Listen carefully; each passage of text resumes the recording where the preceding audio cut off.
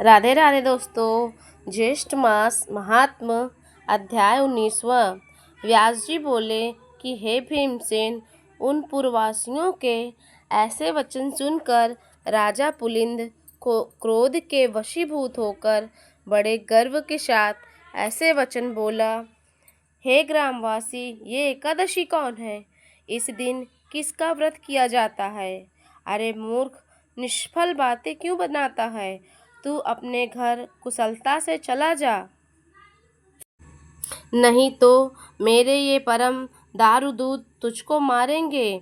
तत्पश्चात वे सब सैनिक नगर में घुस गए और बड़े बड़े महात्मा और साहूकार के घर दरवाजे तोड़कर घरों का अन्य धन और घोष ले जाने लगे।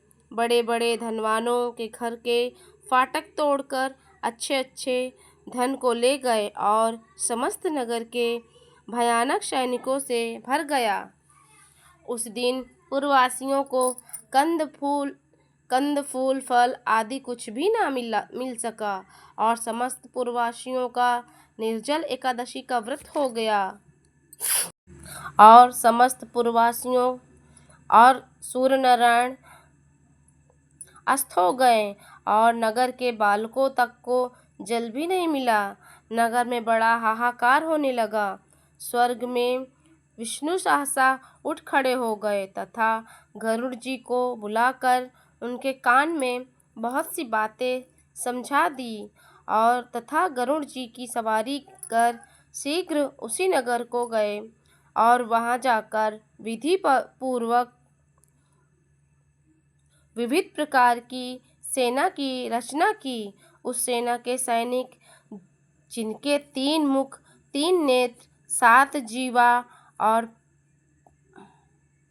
और अद्भुत बड़े बड़े दांत तथा 3 सिर, 2 मुख तथा 10 मुख, 6 मुख तथा 5 मुख, हाथी के समान मुख, हाथी के समान स्वरूप, सिम्हा जैसी आकृति वाले भयानक, जो सिम्हा के समान तेजस्वी, सिंदूर से पुनर्जित मुख, महिषासुर के समान प्रभायुक्त, दिगंबर, आंतों से माला से युक्त तथा इससे पहले ऐसी सेना कभी नहीं देखी गई।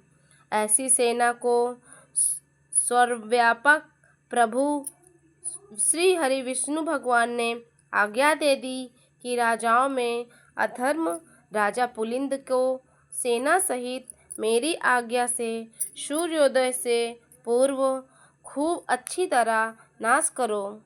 भगवान विष्णु की आज्ञा को शिरोधार्य कर विष्णु के सैनिक दल उक्त सैनिकों में घुस गए और शस्त्र प्रहार तथा वध करने लगे, जिससे बड़ा कोलाहल मच गया। कुछ दांतों से काटे गए और कुछ अन्य लोगों भक्षक कर लिए गए। कुछ लोग भाग रहे थे, उनको पैरों से पकड़कर नीचे गिरा दिया गया। इस प्रकार पैदल सेना के बहुत से वीर मार दिए गए और बहुत से खा लिए गए। रथी, घुड़सवार, घोड़ा आदि अत्यंत दांतों से चूर्ण कर दिए गए।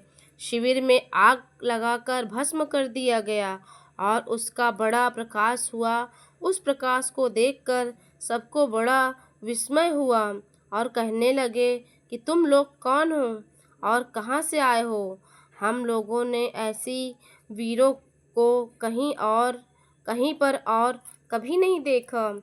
अर्थात उनको मनुष्य न समझकर सब सैनिक भागने लगे। सैनिकों को भागता देख विष्णु सैनिकों ने उनका पीछा कर उनको मार डाला। इस प्रकार पुलिंद ने सब सैनिकों को मार डाला। इसके पश्चात विष्णु जनों के साथ युद्ध करने के लिए स्वयं राजा पुलिंद गया और शस्त्र अस्त्र के दारुण प्रहार से आधा पहर युद्ध किया। जब उनके साथ युद्ध करने में किसी प्रकार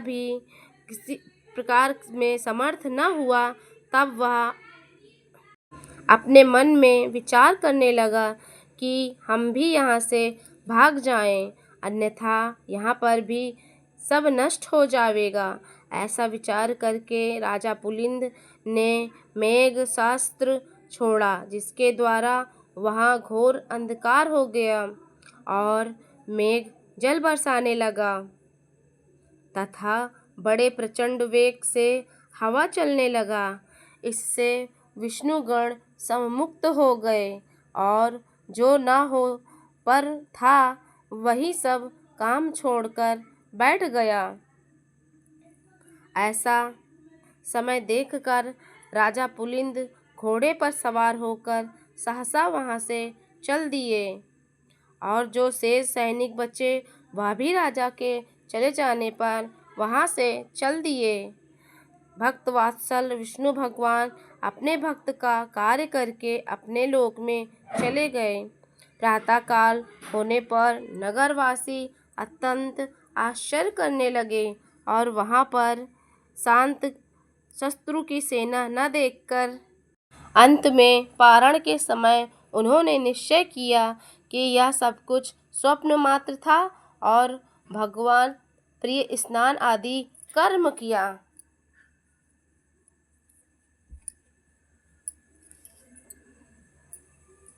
तो ये थी ज्येष्ठ मास अध्याय का 19वां भाग।